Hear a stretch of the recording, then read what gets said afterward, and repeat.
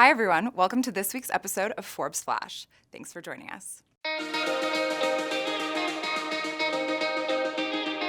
John C. Bogle, the titan of low-cost investing, died this week at the age of 89. He leaves behind the $4.9 trillion Vanguard empire, a collection of devoted followers who go by the name of Bogleheads, and millions of investors whose retirements will be fatter because Bogle spread his knowledge. With his legacy, he's still saving investors $100 billion a year. Near billionaire Kylie Jenner had her record Instagram post of her birth announcement with 18 million likes overthrown by an egg.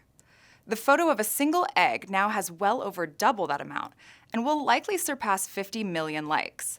The mysterious person behind the post, who wants to be known as Eugene Egg, said to Forbes in an email, "I thought it would be an interesting experiment to try and beat the record with something as basic as possible, which led me to deciding on the egg. I guess it's also a comment on celebrity culture and how fragile and easily cracked it is, pun intended, but really I just thought it would be funny if something as simple as an egg could take the crown." British Prime Minister Theresa May survived her no-confidence vote on Wednesday after her Brexit deal was overwhelmingly rejected by lawmakers.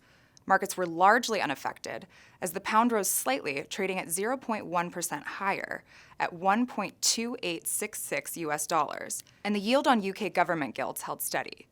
May's victory does not change the fact that the UK is still headed for a no-deal Brexit, when the country officially leaves the EU on March 29th.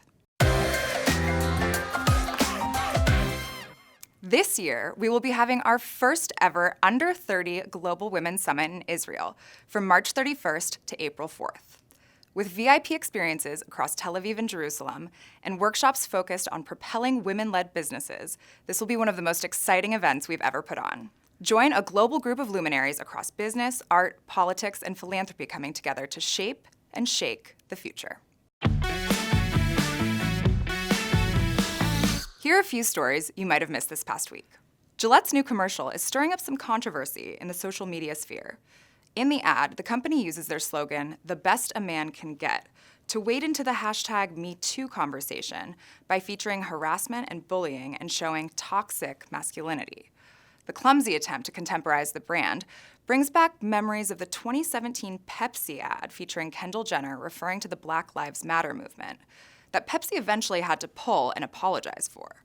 P&G acquired Gillette for $57 billion almost 14 years ago, which seemed to be a brilliant move until competition became more intense with direct-to-consumer startups like the Dollar Shave Club.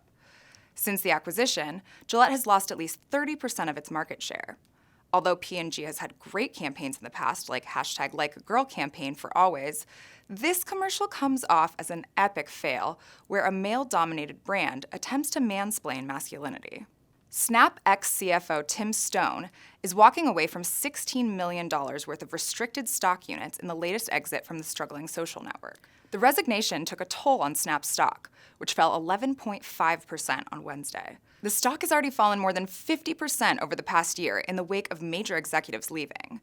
If Snapchat can't show compelling user growth or engagement trends soon, the founders will likely forfeit their billionaire status too. If Snap's stock drops to $3.50 based on Forbes calculations of the founder's share ownership and estimated cash holdings, the young moguls will both lose their place in the 3 Comma Club. The U.S. federal government shutdown is officially the longest on record. There's no end in sight as negotiation talks in Washington remain at a standstill. 800,000 government workers are going without pay, and federal agencies like the FDA are cutting back on crucial duties.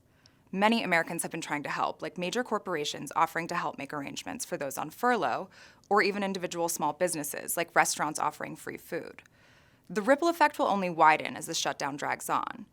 It's possible that air travel could be increasingly impacted as air traffic controllers and the TSA start buckling under the strain. At the same time, millions of low-income families who depend on supplemental assistance and food stamps may run out of benefits by February.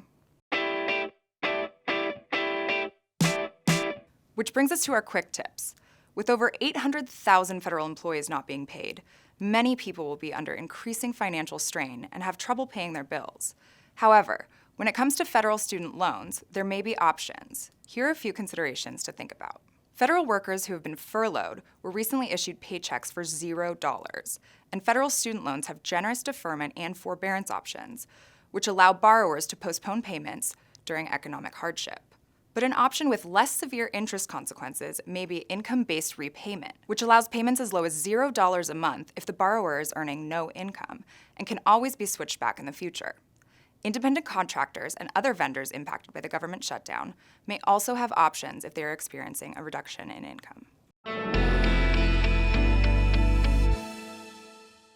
My name is Kristen Stoller. I'm an assistant editor here at Forbes, and I recently wrote a story about Spice, a Boston-based fast casual bowl company, kind of like a Chipotle, but with robots. You basically order your meals at a touchscreen counter up front, and then it'll be transferred over to a robot wok. A robot will get the ingredients for your meal, saute it in a wok, and then it'll be delivered in about 2 or 3 minutes.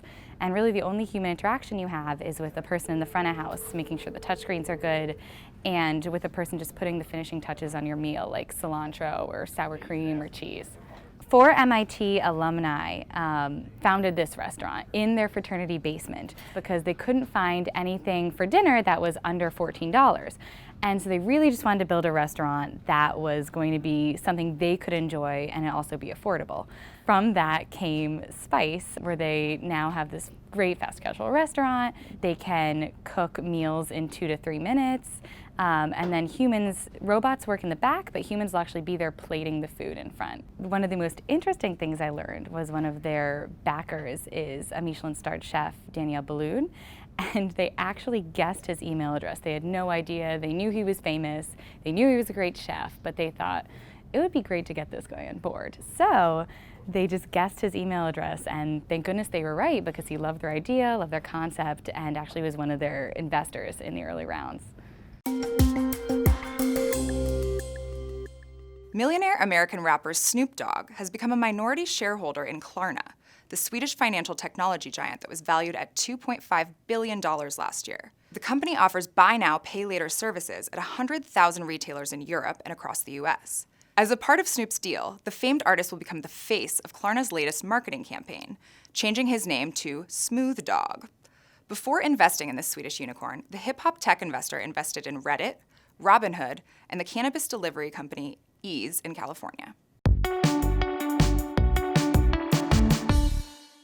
Thanks for joining us. Share your feedback using #Forbes Flash, and we'll see you next week. Tune in every Friday morning, same time, same place.